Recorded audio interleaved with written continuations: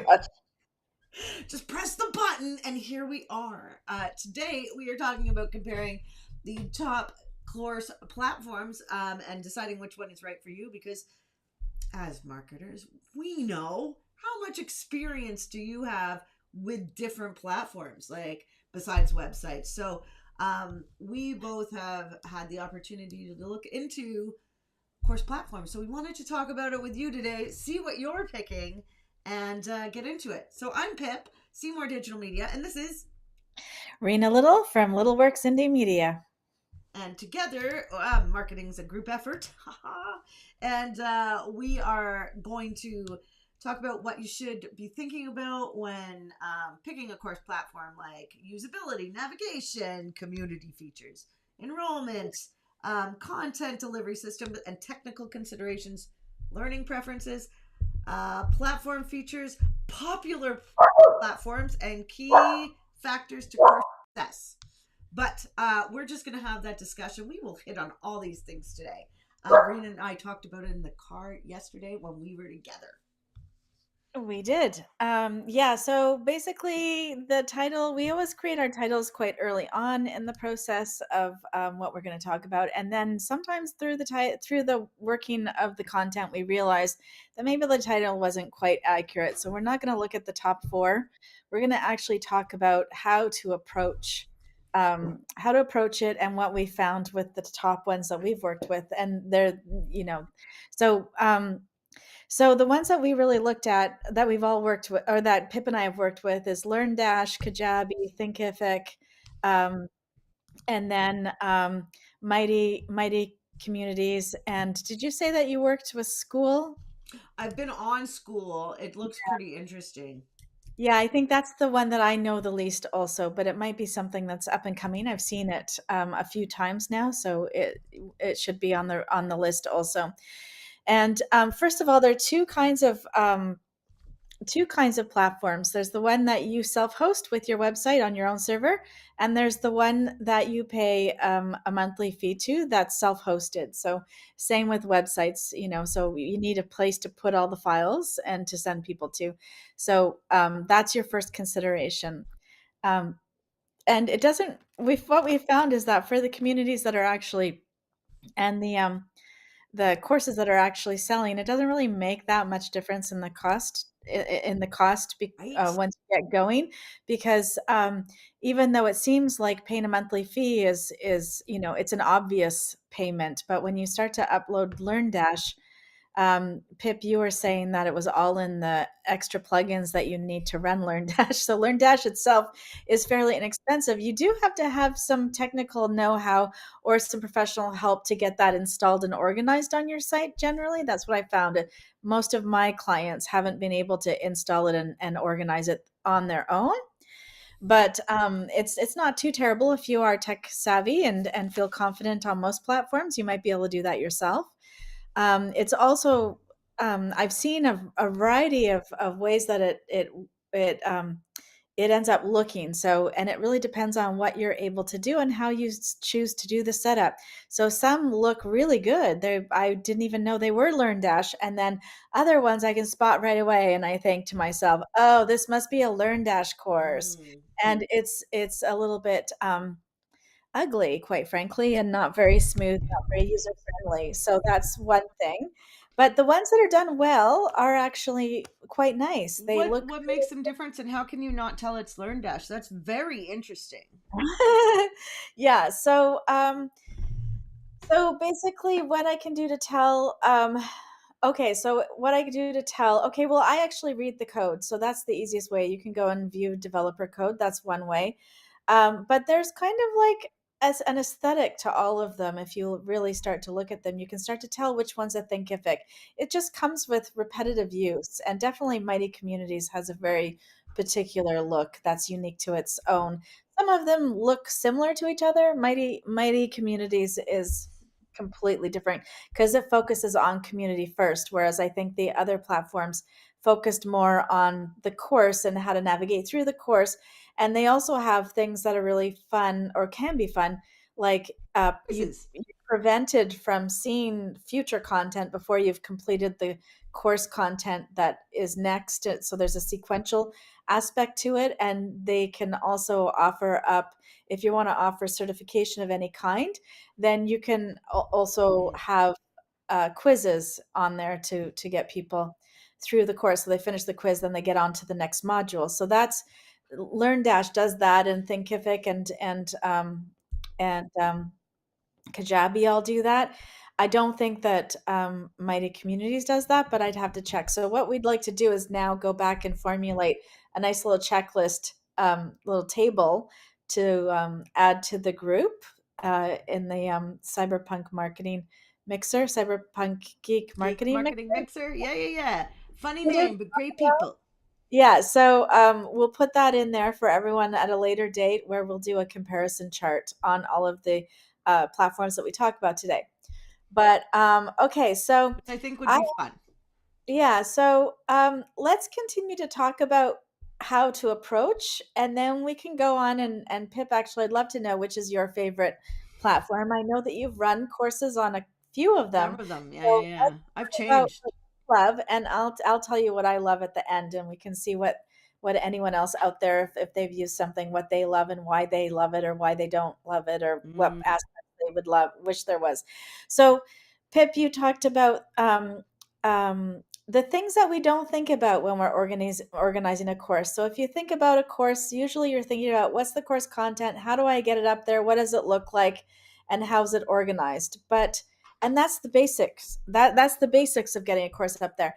But what you really need to think about is, who have I got to take that course? Where are they coming from? Do I have a marketing plan already organized in advance? Because you want to actually know these things. Because I came across a problem with somebody who used a program that wasn't intended for live courses. It What was wasn't that? intended for courses. Pardon me? What was that? What do you mean? What? What What was was it? the platform? Oh, the platform ended up being Squarespace. So there is. Now, I don't want to mislead anyone. There's a space for courses up on um, that platform, and it's actually robust. And there's a space for selling products, and Oh, there's a space for selling courses. So what happened in this particular case is that these people don't have an online course per se, so they just wanted to sell courses and then have people come and be in person or be on Zoom and organize it outside of the platform. They didn't have an online course in that same way, and so they chose to sell them using products, oh, which didn't really work very well, because what you want to do is you want to send reminder emails. Welcome emails and reminder emails are very good at getting people from purchasing your course to actually taking starting the your course. Yeah. course and getting onto the second module and all of that. And the way that the marketing on that platform works is that you can only do automations from the purchase date, not before the start date.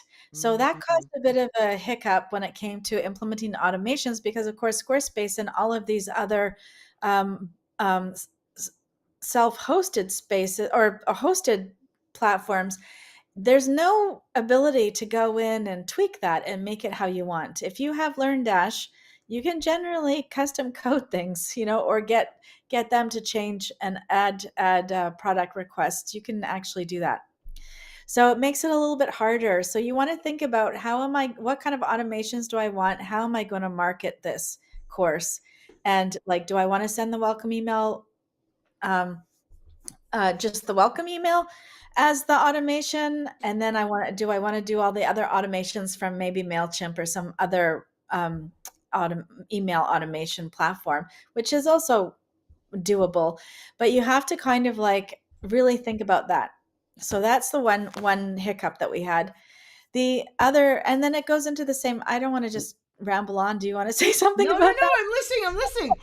It's good because I've struggled with this, right? You Yeah, have so many options to pick a course, and totally. And I just, so my experience was that I thought, I was on one platform. I felt it was too expensive, so I moved to another platform that gave us the yeah, opportunity to cut up our videos and have somebody else figure it out. But then I didn't think it looked as good. I didn't think it yeah, flowed.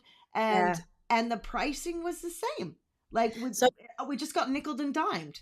So just So to clarify for those people out there, you went from a hosted solution to a self-hosted solution, which is the LearnDash. And there yeah, are more expensive self-hosted solutions, but LearnDash is the one that most small business owners, people starting out, usually check into because its annual fee is actually quite good. It's yeah. a good priced plugin.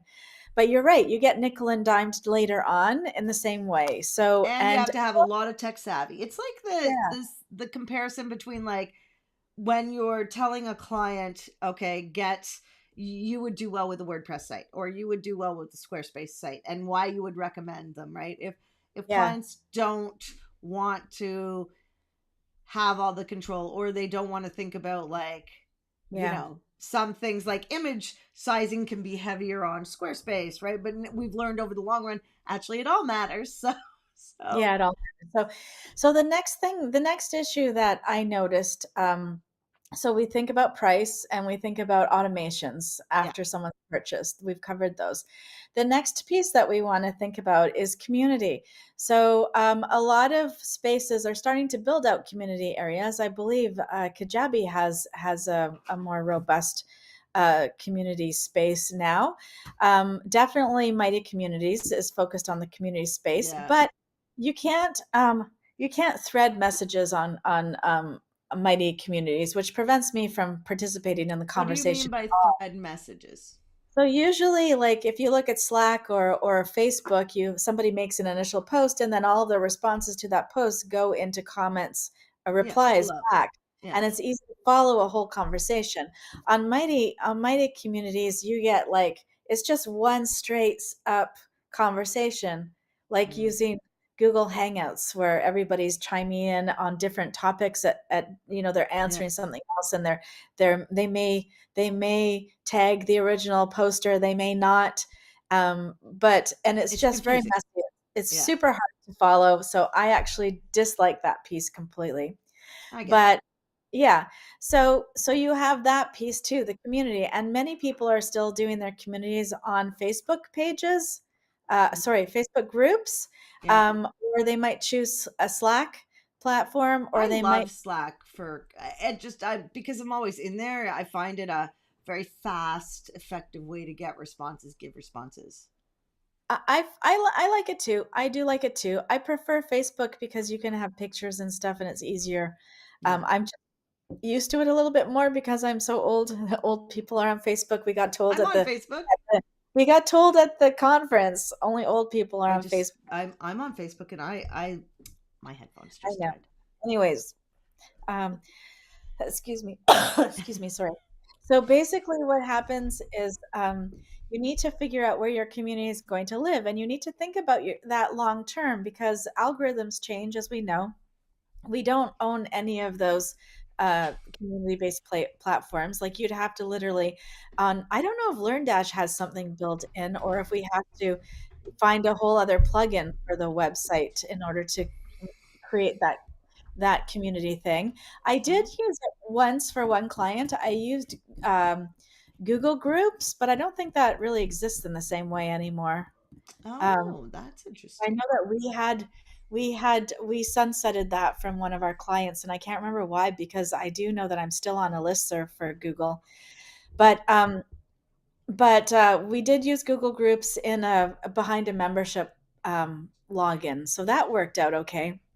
But you kind of have to figure out where am I going to put this community piece because we all know we learn better together, and you want to engage people and have that sense of community in order to upsell them or maybe find out if any of those people are going to be good long-term clients or anything like that, or even hiring people. I know that some of the groups that I'm part of, they do the training, and then they're also always on the hunt for the next like rock star in the group to hire them as one of their coaches or Oh, interesting.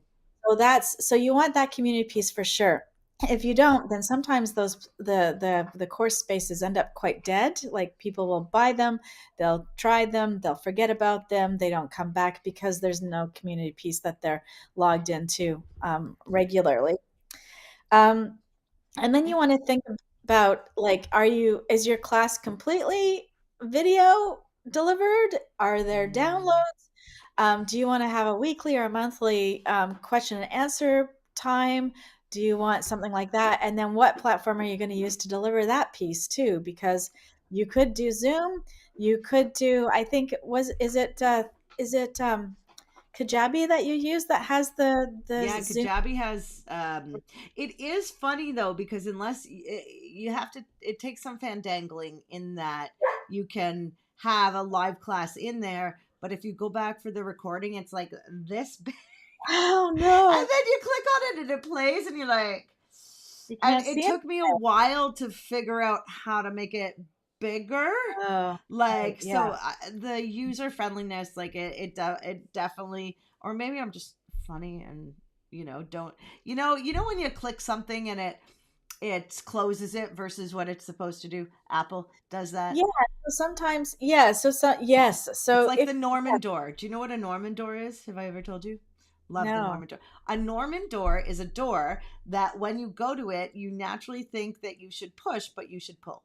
So it's like Ah, backwards. right. Okay. Yes. So, and this is the whole point of user experience. Like, you're not just looking at user experience on your website, you're looking at user experience through your entire business systems. Like, really, it's not just your branding. Your user experience affects your branding and should be a part of your branding, and your branding needs to flow through every aspect of your business, not just the things that people look at. So that's Mm. like super important. I need to write that down. That's a good quote. I um, have it. We have it. basically so yeah, so you need to think about that piece too. So now we've got the software itself and what your stuff looks like on it and what you can do on that. Then you've got the automation piece, the emails that you send after they've purchased. Now we've got the community. Then you got to think about the marketing piece too. So how do we market to get the people to buy the course? And that's, can be a little, there's quite a bit more leeway with that. Like, there are many more options because it's just basic marketing at that point. And Yeah, you need to have your timelines set out, right? So, and whatever the platform is that can help you. Kajabi actually has a podcast which is quite good. all right. And people do use it as their whole website sometimes. So, All right. and it sounds like people, you can do all sorts of things. I had no idea somebody would have thought to use Squarespace for their course. Didn't sound like it worked well, but I mean, It didn't work only because that was not an online course that they were selling. It was an in-person course, yeah. right? So Squarespace does have an online course section. Absolutely. Yes. Yeah, it's so Yeah. interesting. I had no idea actually. Yeah. So, then the next piece that you have to think about is like, how big is your audience right now? How much is your budget for marketing? And like, how much do you want to grow that like right away? Because if you're self-hosting, like if you've got the LearnDash or something like LearnDash, they've got some really nice versions that are like LearnDash. Um, if you're doing it all on your server, then you need to make sure you've got the bandwidth and the CPU to handle all that traffic, all the people Mm, up there at the same time. So many people I found, there was one client in particular just recently. They used LearnDash. Um, it's huge on the inside. They have multiple courses in there. The wow. courses are intense. There's absolutely a certification issue. They're managing their community in Slack, and and their resources are jammed up so much so that it's really hard to load their site. So, Oh. so that's one of the issues. So there are, and then there are technical ways around that for sure. But if you're using a LearnDash, it's a giant plugin. It's a giant WordPress plugin. If you're using that, you want to make sure that your other plugins that you're using are not giant or non-existent. Do you know what I mean? Like, so Yeah. we had the issue that they had is that somebody built their whole site using Elementor, which is a giant theme. Like, it's a Heavy, yeah. giant theme. So then they put LearnDash on it, and then they were using WooCommerce to sell their other things. And Mm, so it was just three giant pieces of software, yeah. unlike the cheapest hosting you could get, really. It's like Well, not very and with LearnDash, you have to have a payment gateway, which can often be WooCommerce. WooCommerce. Yeah, Which so there's exactly. right. So you're gonna need then you want your self hosting like to be fast, Really right? robust. Yeah, Yeah. really robust because there's nothing more frustrating than taking a course and waiting for things to load constantly. Like, that's not great. And to continue that sales funnel into the course, you don't want to be paying for ads, having people get to the site. It doesn't load fast enough and then they bounce. So you've paid for that click on the Hmm. ad, but you're not getting any conversions on the landing page because they're leaving before the page is loading. Yeah, yeah. So there are some really big things to think about. I mean, LearnDash, you want to. I mean, it's the technical side that I think would stop. Like that's where you have to hire. Where like something like Kajabi, I mean, you can just drag your video up that you record in there, right? Yeah, And that's then true. So yeah, so the hosted versions are definitely much better user friendly if you're DIYing it yourself. The cost is ongoing and you pay with more members is how I understand it. The more members you have, the more you pay per month. The yeah. LearnDash, most of the cost is up front until Yeah. you get to the point where you need better hosting. Ah, Yeah. And interesting. you need someone on your team who can update the content, as Pip was saying. They need to be able to, if you're going to continually add content, which Yeah, that's a great strategy for keeping your members active. it is. It is. You want to? It's well. It's really interesting because we can see what did they say? There's $47 million at least to be had in courses in 2025. Oh, wow. Like That's that's a lot of money, and there's a lot of people doing courses, and there's a lot of people selling courses, or and so you gotta I don't know, you have to take your time to pick the platform you want to use because of flow, consistency, enrollment, email, right, the content element. Like yeah. a lot of the courses I've seen, they actually use like Kajabi as their website, which I wouldn't recommend because it's very So limited, right? yeah, and you want to think about your when you so the benefit of Kajabi is that the cost is outlaid every month over time. So that's Yeah. one thing. So it seems like it's expensive up front, but that's just because you're not factoring in all of the costs to do it yourself on LearnDash. The second part is that you don't own your files. So it's like that. I forgot which website platform somebody got their they were paying per by traffic, and Oh. as soon as they got to a certain level their site all of a sudden cost them like $10,000 and they had 2 weeks to get off the platform. Ooh, So you're beholden to that platform, and if it gets bought out and then sunsetted, because often smaller platforms will be bought out by bigger companies and then they just move you over to the other the new company, and thing, yeah. your pricing can change, your whole situation can change overnight. So I mean, it's a great place to start for sure. I mean, I enjoy going on classes that are on Kajabi for sure. They're easy for a user perspective also. Like I I find love Kajabi. yeah. It's I don't love it's just so user friendly. I don't love the Zoom aspect or the video conferencing piece of it. I think that Oh, um Kajabi, I don't interesting. know why. Yeah. I remember thinking about that when we were testing those out not that long ago, but I can't remember exactly why. This dog is eating this paper bag.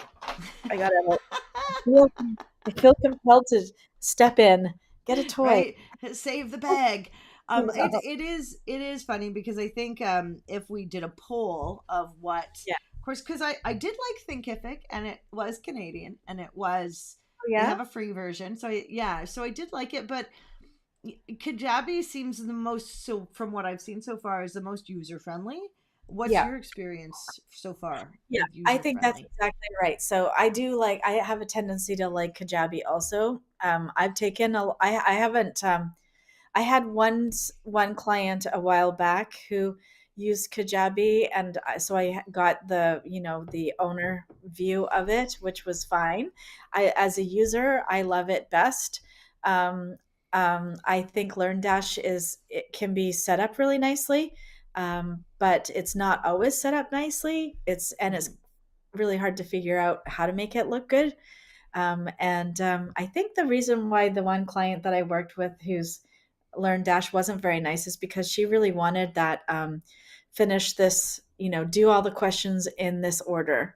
And in order to do that, we had to choose the questions had to be organized by radio dial. So it was just really not like you couldn't upload pictures or, you know, Yeah. not some videos at some places, but I didn't like it. I just felt like it, you may as Which one well was this? learn Dash. Yeah, LearnDash. It. I really wanted it because of the price Yeah. originally, because and then when we actually put it all together, we were like, whoa, we're paying like the same, because yeah, I don't know, but I think the hardest thing about every one of them is you have to learn it. Yes. And it's a little bit different than your website backend, and there's different bells and whistles for each one, and so what's going to work best for you about what do you want to accomplish? I think that's what you have to ask, right? Yeah, you have to really sort of think about it, at least be able to answer all of the questions that we put forward, the aspects to the questions like does it matter if I own my files at this point? Maybe not. Mm, If I'm going with Kajabi, probably not because it's actually grown as a company to a certain stage that it feels like it's fairly stable. Would I choose a startup like that? Maybe not. Probably mm, not. You know, no. um, am I going to like where am I going to put all of my eggs? It's like you got Well, to and figure out. having copies, so maybe having something on your Google Drive or in your Dropbox as like a, Oh, for sure. yeah, Oh, for sure. just who doesn't need a little bit of backup, right? I mean, No, but no. Kajabi's used by like a lot of people, I think. Yeah, it feels like that's the most well known. And then there's the school one, which the BNI New. education is on. Yeah, it's funny. One of the things I really like about school is their calendar. Oh yeah? Simple calendar. Simple calendar that looks like kind of like a Google calendar, but you just see when all the lives are or whatever, and it's lovely. Um, but yeah, the school's interesting. It is very Oh, so I think this is different. It's actually schoox.com. But oh, you're talking about school with an yeah, L. Skol, I believe, school. That's And then okay. there's what the Mighty Networks is interesting. We know a few people in marketing who actually build these out for people. Rena, I know you have. I Yeah. know there's a Brittany I know who does some course building. She can make some wicked recommendations too, so that's lovely. We are, Rena, we're out of time. Wow, that was Are you serious? fast. How did that But happen? bam, so we're gonna leave it here. And if you have questions about courses or you want an opinion, feel free to message either of us, or just put something in the chat in the Facebook group. So we are live on Facebook and YouTube, but we do have our Facebook group where we do our community. Um, and yeah, Rena, do you have any final thoughts before I tell everybody what we're doing next week? No. None. No more thoughts. Okay, so next week is the fourth Thursday of the month, and what happened on the fourth Thursday? Da, da, da. Oh, I know, I know. We talk about what's happened, all the news that's happened in the last month in the marketing arena. Yeah, so search social websites so that and AI, because that's a big thing. So join us next Thursday, 11 a.m. Pacific. Cyberpunk Geeks Marketing Mixer. Um, yeah, and I think that's it. But have a wonderful day, and we'll see you in the group. Bye. Bye.